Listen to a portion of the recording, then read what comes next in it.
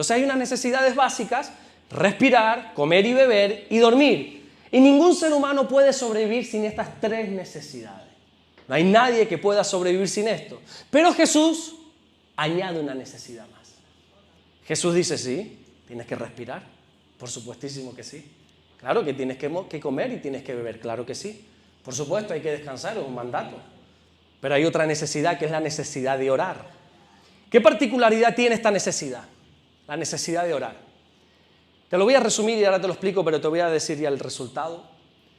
Que si no oras, no pasa nada. Me explico. Si tú no respiras, tarde o temprano vas a morir. El récord de apnea, el récord de una persona que estuvo sin respirar, que no ni nos viene, pero para que lo sepas, lo tiene un tal Budimir Buda, que en marzo de 2021 dice que aguantó 24 minutos y 33 segundos. Esa es la máxima persona que ha aguantado sin respirar. Después de ahí, mueres. Tienes 24 minutos para sobrevivir, supuestamente, sin respirar. Yo creo que muchos de los que estamos aquí no aguantaríamos ni una cuarta parte, seguramente, ¿verdad? Más de ahí mueres. El ser humano puede sobrevivir sin beber agua entre 3 y 5 días. Y no puedes aguantar más, no te vas a deshidratar, tus órganos se van a empezar a pudrir. 3 o 5 días se puede aguantar sin beber agua. No se aguanta más, después de ahí mueres. Deshidratado. Después de ahí mueres, pero unos días antes ya vas a empezar a estar mal, deshidratado, no te vas a poder mover. El récord mundial sin dormir lo tiene Randy Gardner en 1964. Dice que estuvo 11 días y 25 minutos sin dormir. 11 días. Después de ahí mueres. Se puede morir por no dormir. De hecho, era una de las torturas antiguamente, el no dejar dormir. La persona moría por agotamiento.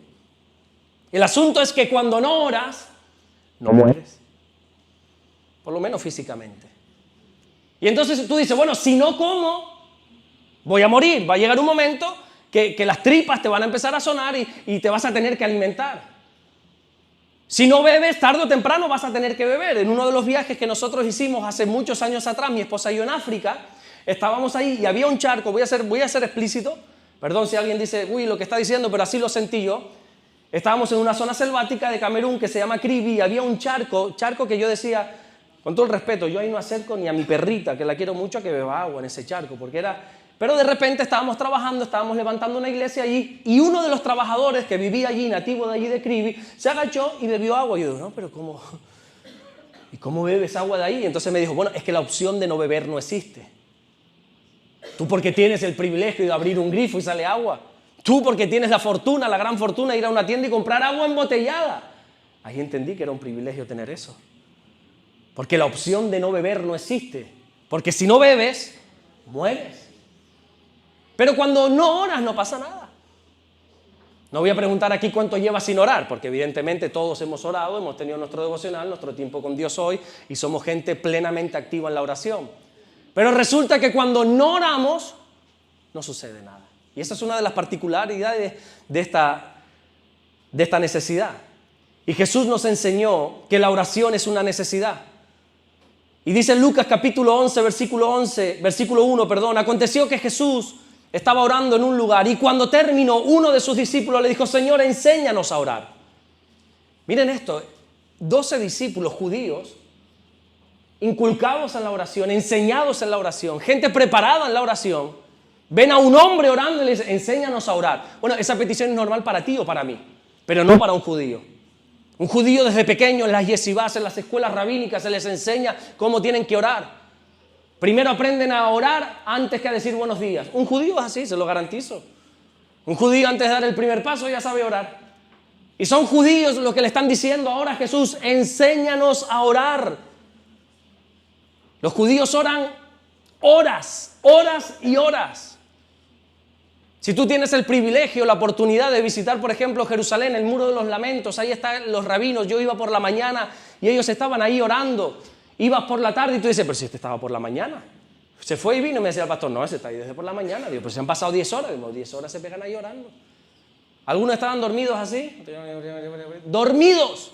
Y seguían orando y orando y orando, porque son inculcados en la oración. Y entonces yo pregunto: ¿por qué les llamó la atención a los discípulos cómo oraba Jesús? Si era gente inculcada en la oración, era gente entrenada en la oración, Era gente que todos los días tenían que hacer sus oraciones antes de salir, antes de comer, antes de hacer cualquier cosa, antes incluso de tener relaciones, antes de acostarse, antes de salir a trabajar, después de salir de trabajar. Siempre estaban orando los judíos. Y de repente dice, enséñanos a orar. Y yo he encontrado dos motivos. Quizás tú puedes encontrar un tercero, un cuarto, pero yo te voy a decir dos motivos. Creo que les llamó mucho la atención de cómo oraba Jesús, porque Jesús no hacía vanas repeticiones. Jesús no repetía siempre lo mismo. Los judíos, si algo tienen, es que repiten y repiten y repiten y repiten y repiten.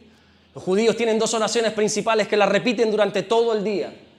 La primera es, Señor, envía al Mesías, envía al Mesías, envía al Mesías. Y así se pasan el día, la vida entera orando, pidiendo por el Mesías. Sin darse cuenta que a los suyos vino, los suyos no le recibieron. Jesús ya vino, ese Mesías que tú estás clamando, ya vino hace 2000 años, no lo reconociste, y no solamente no lo reconociste, sino como les dijo Pedro en una predicación, vosotros matasteis al autor de la vida. Ellos oran constantemente por eso, manda al Mesías. Segunda petición constante y permanente de los judíos, Señor, reconstruye el templo, que tengamos otra vez templo. Para ti, para mí esto quizá no es importante, porque para ti, para mí el templo es este lugar quizá, y bueno, si no estamos aquí, pues mañana nos vamos para allá. Y si no, como en el peor de los casos, como nos tocó a nosotros durante varios meses, no teníamos lugar y nos reuníamos en una montaña y allí estuvimos celebrando cultos un largo tiempo. Pero para el judío el templo es más allá de un lugar donde se congrega. Para el judío el templo es el lugar de encuentro con Dios. Es donde mora o moraba literalmente la presencia de Dios. Es el único lugar donde podías llevar tu sacrificio, tu ofrenda para presentar al Señor y poder recibir perdón de los pecados. Entonces por eso ellos están constantemente orando, Señor, envía al Mesías, Señor, reconstruye el templo. Y entonces encuentran a Jesús que no usa vanas repeticiones. Y no solamente es que no usaba vanas repeticiones, sino que encima enseña a no repetir. Mateo 6:7, y orando, dice Jesús, no uséis vanas repeticiones como los gentiles que piensan que por su palabrería serán oídos. Jesús no repetía lo mismo, no rezaba. Jesús oraba. Ellos se dieron cuenta que el maestro no estaba repitiendo un rezo que alguien les enseñó.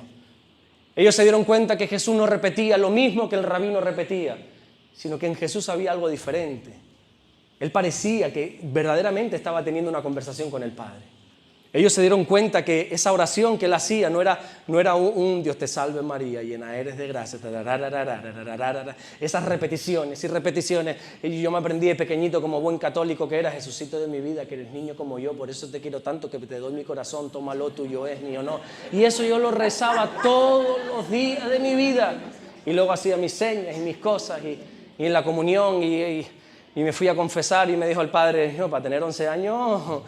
y tienes que rezar esto, y repeticiones. Pero bueno, uno en su ignorancia quizás pensaba que así sería oído.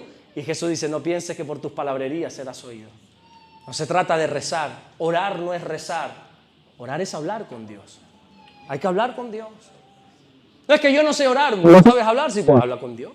No te preocupes que ya a medida que vayas orando vas a ir aprendiendo un poquito mejor cómo crees que Dios te va a escuchar mejor. Cosas así, eso se aprende con el tiempo, no te preocupes. Pero orar no es rezar. Orar es hablar con Dios, tener comunión con Dios. Y esto le llamó la atención a los judíos. Esto le llamó la atención a los discípulos. Por eso le dijeron, enséñanos a orar. A veces, yo sé que aquí no, pero en España hay algunos cristianos que rezan, no oran. En lo mismo, siempre dicen lo mismo. Y yo creo que el segundo motivo por el cual a ellos les llamó la atención de cómo Jesús oraba es porque vieron que cuando Jesús oraba había poder. Cuando Jesús oraba, algo sucedía. En Mateo capítulo 6, versículo 7, en Lucas capítulo 4, versículo 31, encontramos cómo Jesús liberaba demonios con la oración. Simplemente orando. Encontramos muchísimas sanidades, milagros como una pesca milagrosa, sanidades de leprosos, paralíticos, resurrección de muertos. Los discípulos vieron con sus ojos cómo Jesús alzó su mirada al cielo y dijo, Padre, gracias te doy por haberme oído. Lázaro, como nos enseñaba ayer el pastor Anderson, Lázaro, sal fuera. Y dijeron, oye, ¿y sale Lázaro? Porque a veces oramos y el muerto sigue ahí en la tumba. ¿Nunca has orado por un muerto? Yo sí no se ha resucitado. Pero yo no me muero sin ver un muerto resucitar. Pero Jesús no hizo una larga noche de oración, Señor, en el nombre. No. Lázaro, sal fuera. Y los discípulos decían, oye, esto es increíble, ¿eh? Esto es increíble, este hombre cuando ora no necesita unas largas repeticiones, sino que cuando habla parece ser que hay alguien ahí arriba que le escucha. Y no solamente le escucha, le responde, fíjate. Y por eso le dijeron, Señor, enséñanos a orar. Cuando ellos vieron todo este poder que estaba sobre Jesús, lo enlazaron rápidamente con la vida de oración de Jesús y por eso le dijeron, Señor, enséñanos a orar. Nosotros queremos tener eso, enséñanos a orar. La iglesia ya no está clamando, los hijos. Qué bueno que siempre hay un remanente fiel, ¿verdad? Siempre. La típica viejita. Aquí hay algunas. Esa es una mujer de oración. En Tierra Alta hay alguna Osman así que tú dices, esa es una mujer de oración. Siempre es una viejita, una mayor, ¿verdad? Mi suegra es así. Es una mujer de oración. Pero es que no tiene que ser 1, 2, 3, 4 personas. Es la iglesia la que tiene que orar. Y hemos de volver a la oración, hemos de volver a clamar. Yo estoy convencido de que la oración puede cambiar tu vida. Mateo 21, 22, y todo lo que pidiereis en oración, creyendo lo recibiréis. Y si tú empiezas a cultivar una vida de oración, vas a ver el poder de Dios. Restaura el altar. Esa comunión con Dios que quizá antes tenías. Ese fuego, esa pasión, ese deseo hacia Dios, hacia su palabra que antes tenías. Ese sentir que tenías del Espíritu Santo que a veces incluso te levantaba de madrugada para orar, para clamar. Y como un soldado, como una soldado te levantabas y clamabas y quizá ya el tiempo se ha apagado eso. Y Pablo le dijo a Timoteo, aviva el fuego del don de Dios que está a ti, no lo dejes apagar, no apagues el fuego del Espíritu, avívalo, aviva esa llama con la oración, con el clamor. Clama al Señor día y noche, ora, iglesia, ora.